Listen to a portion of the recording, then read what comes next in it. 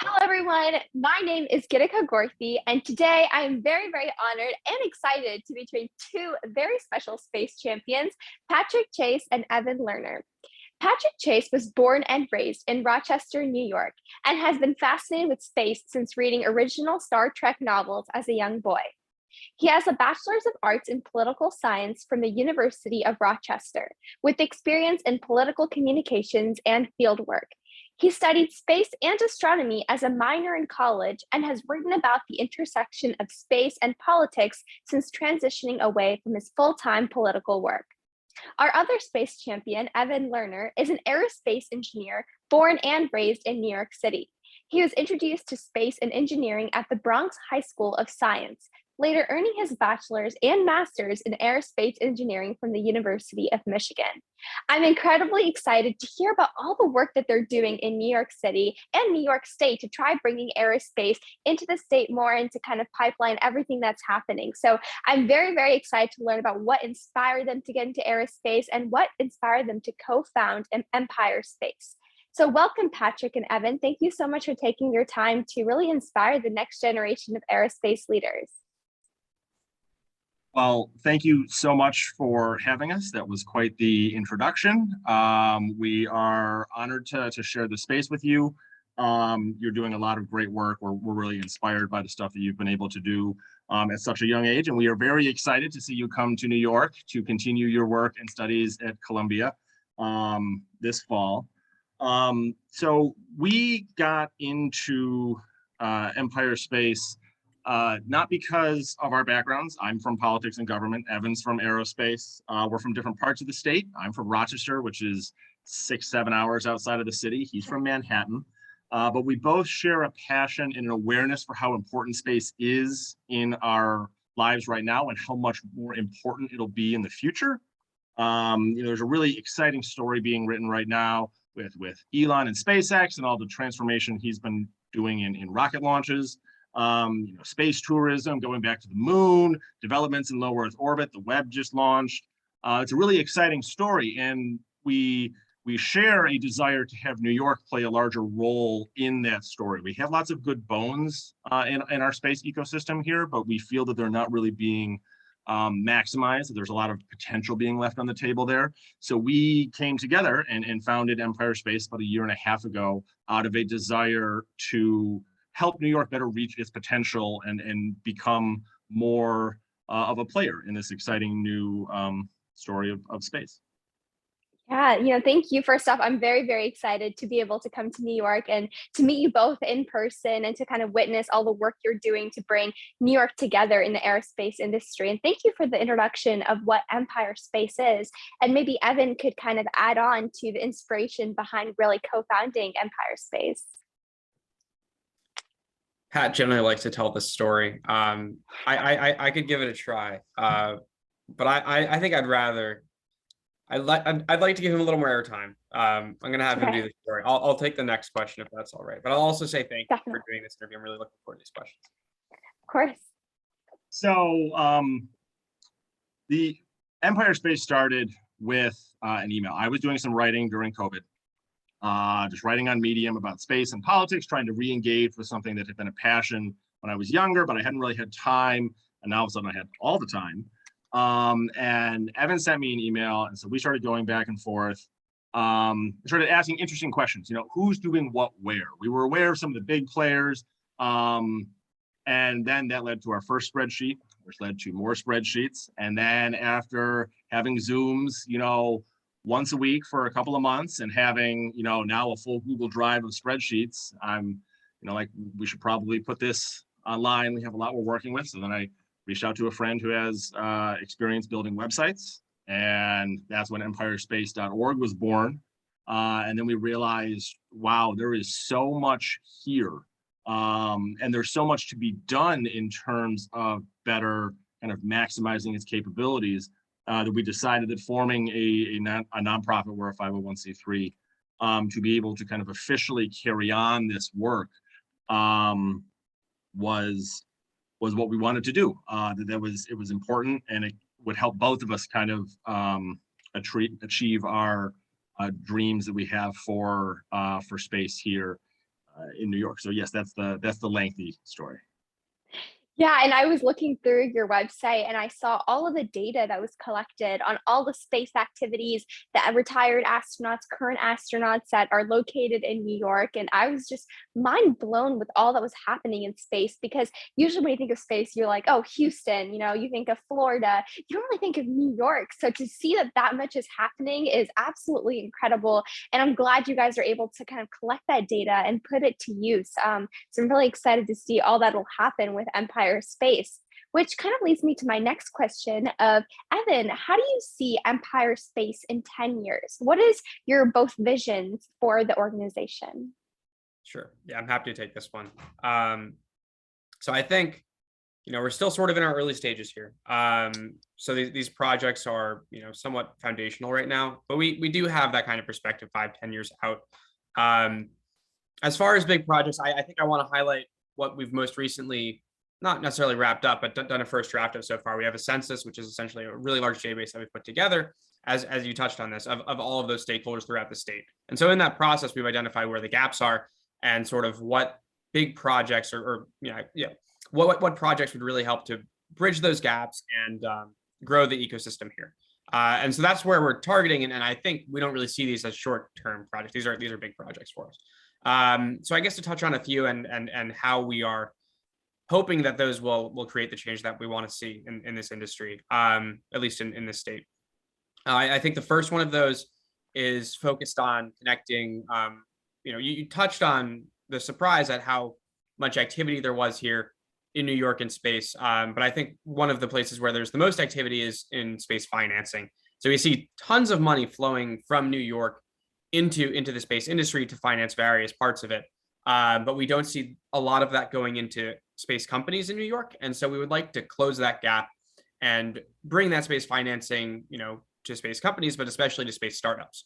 And so we see room for some sort of accelerator type project in there that we'd like to focus on and sort of bridge that gap and close the loop, if you will, between financing and companies in the state.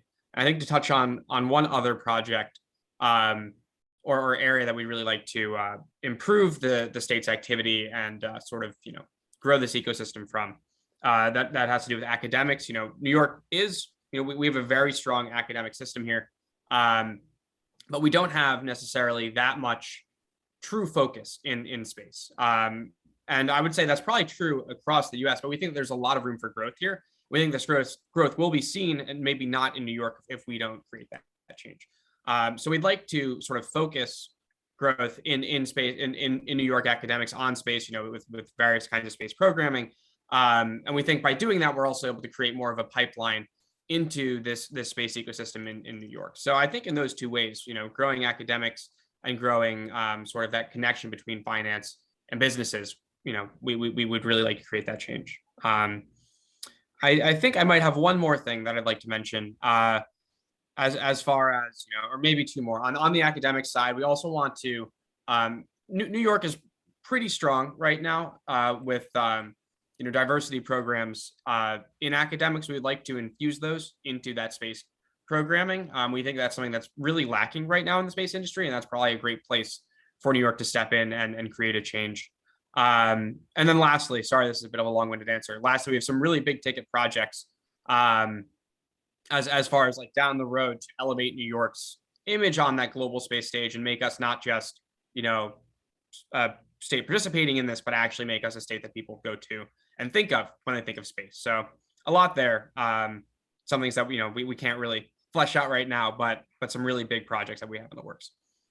Yeah, and I can definitely see the vision for this, because as individual corporations, with ideas in New York bubbling, it's kind of hard to make that a reality without other support from other companies that may be in New York and maybe in other states. So to be able to kind of bridge that gap and put people together, I think can be so powerful. And I can definitely see the vision in both the financing side as well as the academics with what you're doing in terms of schools and reaching out to schools and infusing more aerospace education into school systems. It'll be a needed change as the aerospace economy continues to grow. And my next question would be for Patrick, which is these are very large goals, but very important goals. So what type of support will you be needing from aerospace industry, aerospace companies to make your goals a reality? So the one thing that we need, specifically from industry partners, but from every stakeholder, really, engagement, innovation, and collaboration. One of our findings has been that we were surprised by how much was going on in New York because it happens in silos. It happens, it's fragmented or industry specific. It's a big state. Things tend to be regional and kind of cut off here. So people aren't communicating, they're not broadcasting, they're not networking. That's leaving a lot of innovation on the table. So for all stakeholders, it's really, for New York to reach its potential in space, people have to go outside of their comfort zone in a way, but reach out to new partners, reach out to different parts of the state, offer to collaborate, offer to share. That creates innovation, that creates those, those innovation cycles where everyone grows. So I think that's, if we could ask one thing from any partner in the space sector, and I would imagine that's true, for other regions that are trying to kind of up their game in the space sector. There's a lot of other parts of the country, Colorado, Washington, New Mexico, Michigan, Virginia, Georgia, all trying to kind of raise their profile. And across the board, stakeholder engagement is critical. And that also feeds into the community. As projects grow, as the space sector grows, people need to be reaching out to the public. It's very easy for the space community to kind of form these feedback loops where they talk to themselves over and over again about how awesome space is. And it's true, it's fun, space is awesome. But it tends to make that conversation very focused, and it gets too wonky, and then average people tune out. They don't understand what's going on. They don't understand the impact. They don't understand the benefits. They don't understand, the local dynamics. They think it's this far away thing that's not happening in their own backyard. So engage in the community in education, in outreach, and trying to make them feel informed and engaged in what's going on. Just kind of raises the profile, the public acceptance, the public buy-in. So when you do get to big projects down the road or big investments in things that'll be necessary when the space economy kind of really kicks up a gear, when you have a fully fledged, launch environment or development environment in low Earth orbit, there's going to be a much bigger ask of the public in terms of what they want to see out of that dynamic. And so you have to reach out to them. You have to have those conversations. So engagement and then the innovation that collaboration spawns is kind of necessary to reach those higher potentials. Definitely. You mentioned like two really great points in that, answer that you gave, which is one, individuals and corporations need to put themselves out there and to market themselves and to be open to collaborate. Because I'm always a strong believer, whether it be international cooperation or also just, different companies, we all have a long-term vision that's somewhat aligned to some extent. And it's so important to kind of collaborate in those terms because you can go further together than apart. So definitely agree with that. And also what you were saying about communicating with the general public. I talk with my friends all the time and they don't know half the space careers even exist. When I talk about my interest in space medicine, or I talk about someone who's a chief historian of NASA and they studied history, people are shocked that they can work in the space industry because all they assume is scientists and engineers. But there's like a lot more in terms of just becoming an aerospace engineer in the space industry. And I think it needs to be brought out to light as, citizens and the public start to see its importance of the space industry. So yeah, great points. No, that's 100% true. And I know this is going to be a tangent a little bit, but having studied the polling, there's a lot of misconceptions the public has about space, and they're positive misconceptions. So no one really, works to change them sometimes, but people have a generally favorable view, but it's not really that personally invested. They don't see a personal connection with space. It's very distant for them. They often think that it costs way more money than it actually does. Which is a really bad misconception to have. So I do think it's critically important in this new era of space where it's much more upfront in people's lives. There is a lot of space for misconception. And so it is important for both individuals and entities to kind of be out there engaging, just showing the reality of space and the power that it has to positively impact society. Most definitely. And I'm really glad that, space companies like Blue Origin are starting to create foundations like the Club for Future and are focusing on investing in the next generation and outreach efforts and providing grants to like 10, 15 other space companies. So I think it's really great that there's private companies doing that. And this next question is really for the both of you. And, Evan could start us off with what is the most interesting fact or something that you just learned or something that surprised you while you both were organizing and starting Empire Space? Sure. So mine's going to be, I don't know, I guess a bit of an extension on something I said earlier. And it came out of that census effort that we had where we, documented, research and documented sort of what does exist here and how strong the space industry actually is here. And that had to do with the financial side of that. I think coming into this, we had an expectation that, New York was a finance powerhouse, financial center of the world, all of that. So we weren't expecting New York to be, at the bottom as far as financing the space industry, but we did not expect it to be, top 5 or anything like that. And it turns out that New York is actually a top 2 financer of the space industry in the US, generally competing with California. So, at the sort of like the earlier stage investing, like venture capital, angel investing, we come second to California. But at the later stage, investment banks, private equity, we end up being the number 1 financial player in the space industry. That was a huge surprise to us. We did not expect New York to be all the way up there. That, really, I touched on this earlier, but that surprise was also connected to like there being a really big disconnect here, where if we are that active in space financing, why doesn't anyone even think about New York when they think about space? And why isn't there anything here? Or why does there not seem to be anything here, I should say. So that was mine. I'll let Pat answer as well.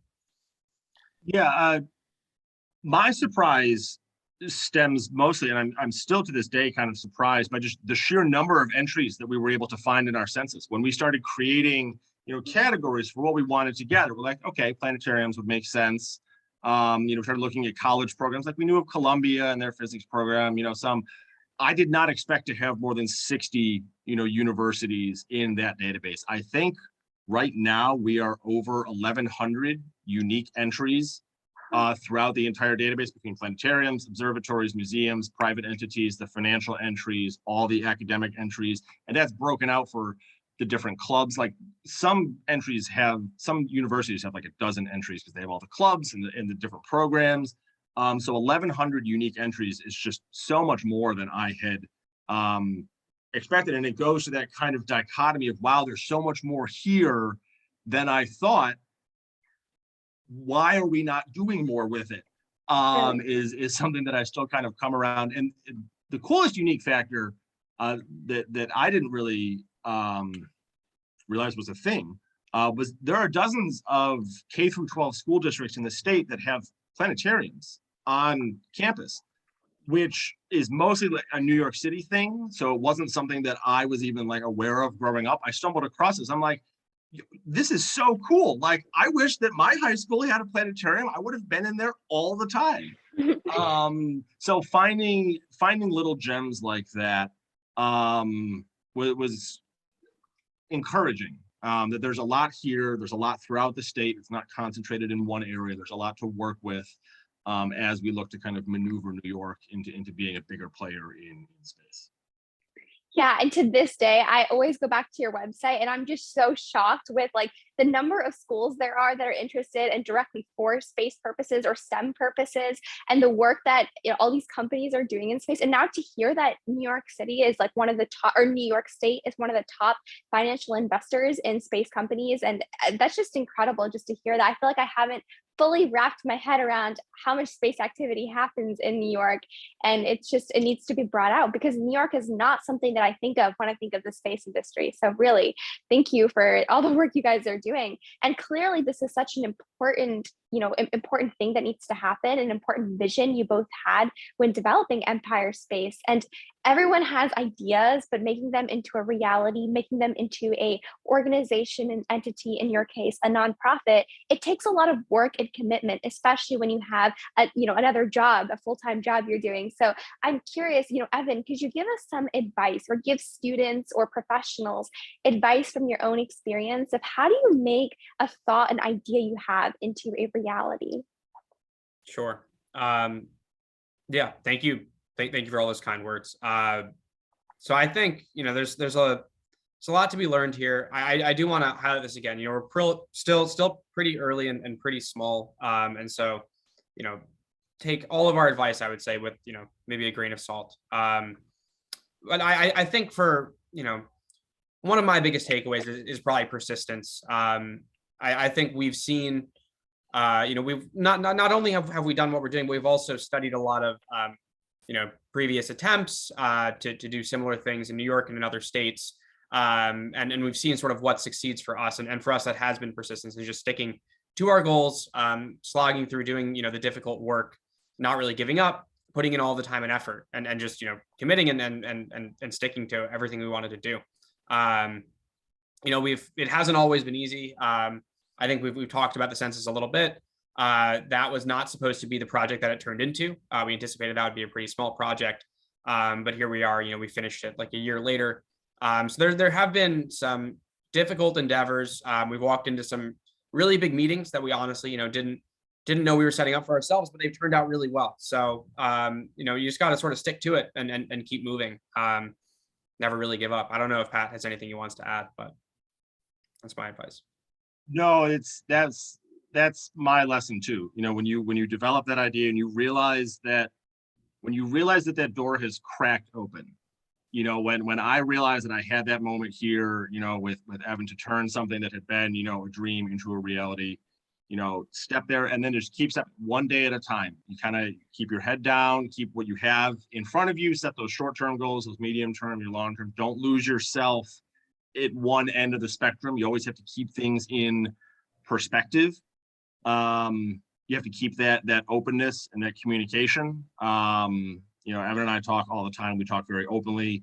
We strive for that consensus. We seek outside input when we acknowledge that we don't know where we're standing. You have to have that humility about you when you're walking down this road for the first time, of knowing the questions that you don't know the answers to, and not just making something up, but seeking out other pools of expertise.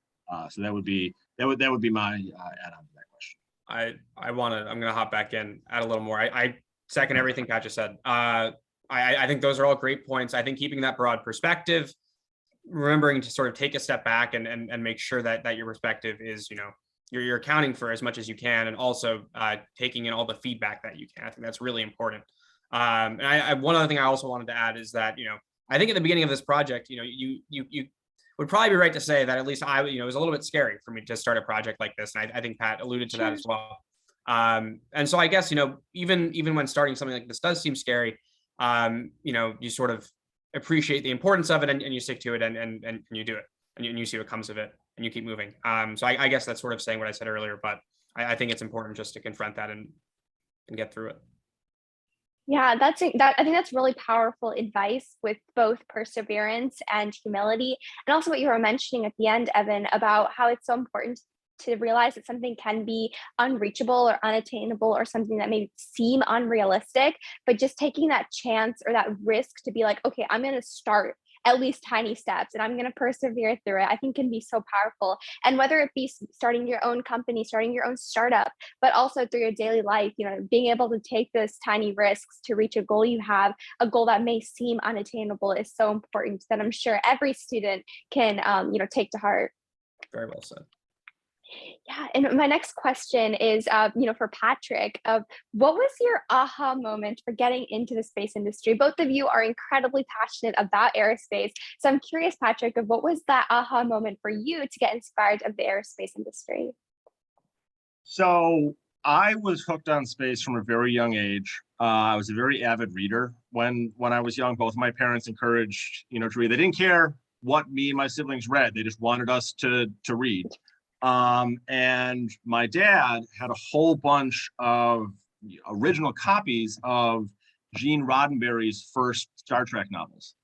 So some of the first stuff that I can remember reading as a kid was just book after book of the original Star Trek novels. And that just got me so interested in space and exploration that after that, I started just kind of consuming all the other kind of sci-fi or space. I read Dune so many times over and over again as a kid. I loved that book. Reading, the Apollo mission reports, when YouTube and the internet became a thing, watching videos of launches or browsing, the NASA website for latest updates on missions. So just always a passion, just kind of centered in, I don't know, space always seemed kind of positive and uplifting, and there was always something kind of beckoning to it. There's something kind of very pure to our little planet, in stark relief kind of against the rest of the universe. And so many of the problems that I spend my day job in politics and in government focused on, so many of them are thrown into such a different perspective when you kind of realize the immensity of it. And then kind of turning that back when I got older and got into politics, it kind of clicked, just realizing the potential good that studying and exploring space could do for humanity.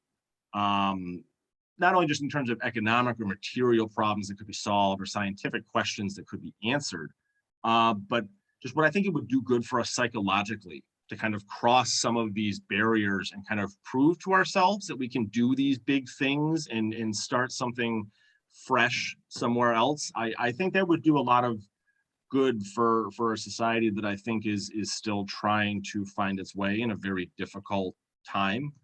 So yeah, it started with those original, when I was 5 or 6, just reading about James T. Kirk running around, exploring strange new worlds and wanting to go there with him. And here I am, 30 years later. Wow. Yeah, and I'm sure every kid can relate with like the movie or the book or the astronaut they saw that really inspired or piqued their curiosity for aerospace. I know for me, it was always those like sci-fi movies and like curiosity of, are there aliens? So definitely, I know a lot of people can relate with what you were saying, Patrick. I'm so glad you found your way into the aerospace sector to some extent. And it's a part of your life. I appreciate that. And Evan, I know that you're an aerospace engineer and you had a difficult journey kind of getting to where you are today. So could you share a little bit about, did you face any obstacles? And if you did, how were you able to overcome them? Sure. So I guess I'll talk about two things. I want to talk about, I guess, both myself, but also Empire Space. So I'll answer, for myself first. It ties into Empire Space as well. So there's a few different threads that got us to founding this company. One of them was that when I'm as you touched on, I'm from New York, the background in the aerospace industry. I was out of the state for a little bit and I wanted to come back. I wanted to come home, and there were not many opportunities at space companies in the state. And so I was struggling to find, a way to stay in this industry and come home. And luckily for me, there ended up being a lot of remote jobs available outside the state. And so I was sort of able to sidestep that problem for a little bit, at least, taking a remote job, being able to work from New York, stay in the industry and everything. But that wasn't necessarily easy to figure out. I, had a very large opportunity from that with how the professional environment has changed recently. And that isn't exactly what I wanted. Ultimately, I really want to be part of this industry from New York, not in a remote capacity, but in a true capacity. So I think that answers the first part. It wasn't that easy to end up where I am, but I sort of figured it out. And that's brought me to founding Empire Space to hopefully create that change, so that I'm able to have those opportunities in New York with everyone else. If you want to stay in the space industry, you're able to work in the space industry from New York, if that's what you want, myself included. So that sort of ties it into Empire Space. And then I think also to speak to maybe obstacles that we faced for Empire Space, obviously what I just touched on, professional opportunities for people to work in this industry in the state. That's a big one. I think more generally though, Empire Space is sort of founded around these obstacles. And I think, I don't know, as far as overcoming obstacles and sort of how we've done that, I think you're able to look at our playbook so far. And I think one of the biggest things, as far as like playbook for overcoming obstacles is first you have to understand them. You have to learn about them, do your research, do your homework, figure out what the problem really is, and then only from there are you able to overcome it. And so that's what that census was for us. It was, we saw obviously there was some deficiency in New York in this industry, but without there weren't any resources that documented that. There was no way for us to really quantify that without doing the homework on our own and coming up with this answer. So that's what we did. We spent a year doing that. We made this whole census, this whole database that documents where these gaps are, what the issues are, where we have strengths, because we do, and sort of coming up with a plan from there, identifying those gaps and how to bridge them. So I think that answers most of that question. I don't know if you had anything else you wanted to ask, or if Pat had anything to add. Yeah, Patrick, you could go ahead, and if you're willing, I would love to hear your response as well. No, that is kind of tied everything really neatly together, because Evan's right. When we started a year and a half ago, we were much more eager to get into projects, and we wanted to get a lay of the land. And then when we realized just how much work that would be, that was definitely a fork in the road for us as an organization. Like, we decided to, our priority now is information gathering and presenting and formatting, regardless of how long that takes. We were able to take that feedback, shift our course, set a new objective for ourselves, and stuck with it. There were times, I would spend, weeks at a time in a specific spreadsheet, just kind of smashing my head against an Excel spreadsheet, trying to finish it, in some of that data harvesting. But we did stick with it. We achieved our goal. We have a much better understanding of the ecosystem as a whole, who's operating where. That has opened so many more doors for us as an organization, because we have this knowledge. We have this ability to network and program off of that knowledge. And if we hadn't done that, if we had short-circuited and tried to jump, we might be, so much further along on one or two specific projects, but we would have lost sight of the playing field that we were operating in. Yeah. I want to. Yeah, Evan. I just wanted to, I guess, to add to that. Sorry to interrupt, Pat. Just wanted to add to that and sort of say that these. Starting on that project, as you said, there was a fork there. We had projects that were definitely more exciting to us and that we were, more interested in pursuing at the time. But this was the more important path to take, to inform us, to give us the context that we needed before we drove down those paths and potentially went the wrong way. And so that was, that was what we had to do, regardless of whether it was what we most wanted to do. So it's sort of important to make the right decision there, not the decision, or for the path of least resistance, or for what you most want to do. It's, what's most important for the organization. Sorry to interrupt, Pat. I think you had more you wanted to say. No, you're good. You got the Yeah, and you both had such incredible responses. I can really see the passion you both have for Empire Space from your responses. I think the work it took the past year to be able to even collect all this data, I can imagine that, like Patrick was saying, the hours and hours of just looking at those Excel spreadsheets, like it really did come to fruition. And I can say that because so many companies in New York and outside of New York are going to be able to access this data and really be able to, find those collaborations, find those partnerships, figure out who's in that space where they can collaborate with. And it is just such a powerful piece of data and work that you guys have going on your website. And I cannot wait till it really just reaches everyone in the New York State, because I think it can be so powerful to connecting every single person. And I know next year is going to be very, very exciting for Empire Space. So Patrick, do you want to share what's next year holding for Empire Space? So now that the kind of bulk data gathering is done, we're still adding new entries. We're still pursuing various, avenues, always trying to find places that we haven't explored yet. But the priority now that we have this database is networking with the stakeholders in it, and beginning to spin up specific projects to identify gaps that we found. So we want to start reaching out to people, having one-on-one Zooms. We've had a couple of town halls and roundtables so far. We want to have more of those group events. We want to have sector-specific events. We want to start having regional events, pretty much introducing people to each other, introducing people to us. Like I mentioned, there's 1,100 different entities in the census. At some point, the goal is to speak with and establish a functional relationship with every single one of them. And then the second part is, some of that gap filling. As Evan mentioned, we were founded around obstacles. So when we identify those obstacles, we want to correct them. So minor ones, there are NASA ambassadors in almost every region of the state. There's one region of the state that, according to our research, does not have a NASA ambassador. So finding ways to recruit someone into that role and provide that resource to that community which didn't have it before is kind of our definitional purpose. So when we find these gaps and we find these weaknesses, we then identify programming that we can try to spin up to fill some of those gaps.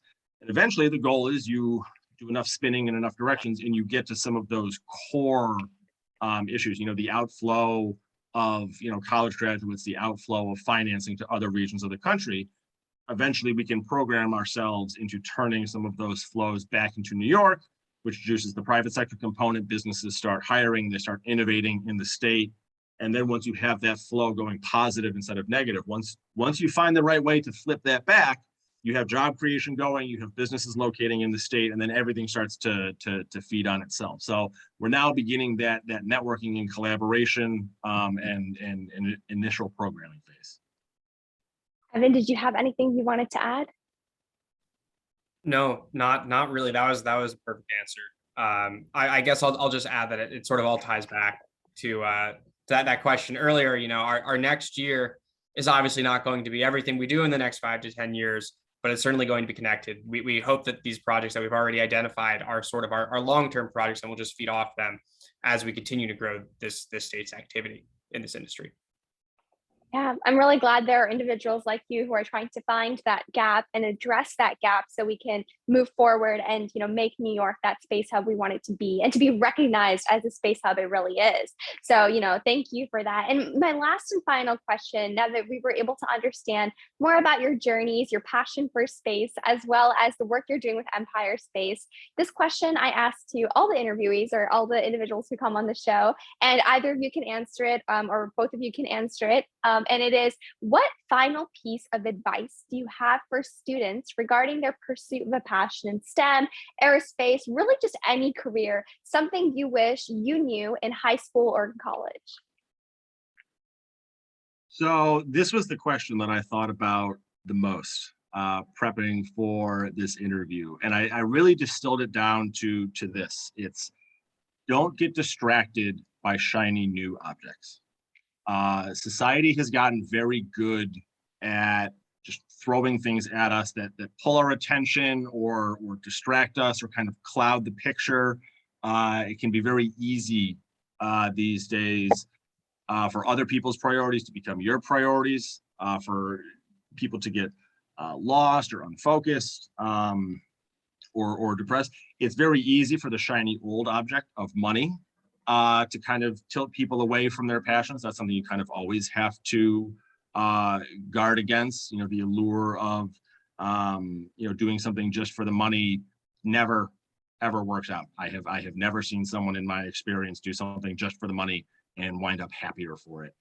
So that would be my advice for people pursuing their passions, is to stay grounded, stay rooted, keep your head down, one day at a time. Don't get distracted by all of the stuff out there that can pull people away from what they really want to do. That's incredible advice. Thank you so much. I know as a student myself, that's something that I will definitely take to heart, because I know it's so easy to be attracted by new things that come at your way, new opportunities, and you just get pulled in a direction. And I know, me and all the other students who are listening will really take that to heart. And I think it's so important to always follow your passion, because it can make you motivated to wake up every morning and do what you love. I always hear when individuals, especially in aerospace, when they talk about their typical day, they're always so excited to talk about their job. And I don't necessarily see that in other careers. And I hope aerospace never changes. And I hope it always is that career that everyone can be like, I just study if there's aliens on Mars. Like, that would be such a cool job to have, right? And I think just having that passion to, just let it, drive your life, and that itch, kind of following that itch you have of curiosity or, excitement, it can be, really just change your life. And that's what got me into space medicine. So I know that, the advice you gave today, as well as the work you both are doing with Empire Space, which clearly is something you both are very passionate about, I know will go very far. So thank you so much for taking your time to talk with me today and to also inspire all students. I'm so excited to meet you both in New York. Yeah, thank you very much for having us. I'll let Evan wrap up with some final words. I would just pitch the site itself. It's empirespace.org. We are going to have some events coming up in the future. We're planning another town hall probably sometime in the fall. We're looking to start in-person events, happy hours of a sort, also sometime this fall, probably in the city. Other, Zoom town halls or formats. We'll be rolling out a newsletter soon. So that's kind of the stay tuned final message that I have. And again, thank you so much for taking the time and extending the opportunity. It's been a pleasure being able to speak with you. Yep. Yeah. I'll pretty much just second that. A large part of what we do is growing a community. And so, to everyone watching, we'd love to have you as a part of this community. That's pretty much what Pat said, joining those events, whether they're virtual or in person, if you're able to come, all of that, we're really trying to get everyone involved. So please come, stay tuned for what there is. And thank you so much for hosting us. This was great. Yeah, and all those links of your website and where they can find specific data will all be in the description. So thank you so much for your time today. I had a wonderful time speaking with you both.